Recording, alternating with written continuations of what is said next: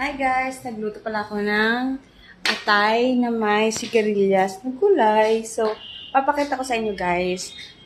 Hindi ko na pinakita yung kung nung nagluluto ako guys. Kasi nga, maraming reason. Ayan. So, ito yung niluto ko na atay.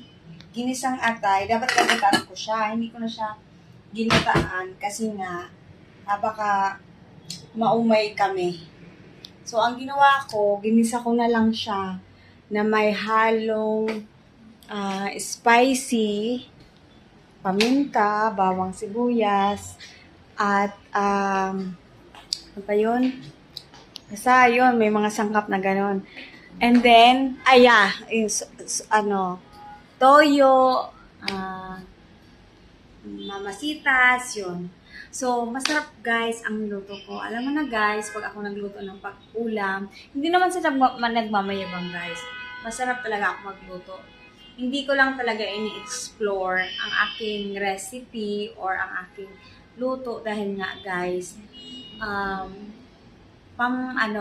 for family lang. Kasi, hindi ako pinapayagan ng aking jowa na mag-business ng restaurant kasi nga gusto niya dito ko lang gagawin sa bahay. Ayan. Pero one day, balang araw, magkakaroon din ako ng restaurant. Char. Kasi dream ko talaga yun, restaurant. Kaso nga, maraming struggle, diba, sa restaurant. Maraming nag-open, pero ang dami open, sara ng mga restaurant. Pero, let's see one day kung mangyayari yan sa atin. If God give us that, why not, diba? So, ayan, hinihintay ko na lang yung dalawa kong anak kasi nga nasa school pa, pauwi na. And then, kumain na kami ng jowa ko, magkasabay kami kasi hindi na siya makatiis. So, kumain na siya, kumain na rin ako. And then,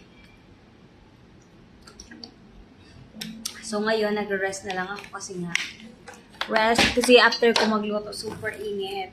Nasira yung electric pa namin. Pumutok siya. Yun, guys. And thank you for watching, guys.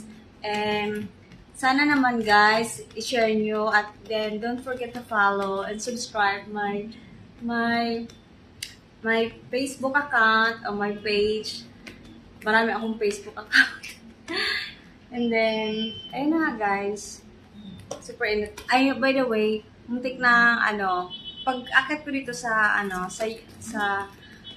amin, sa taas,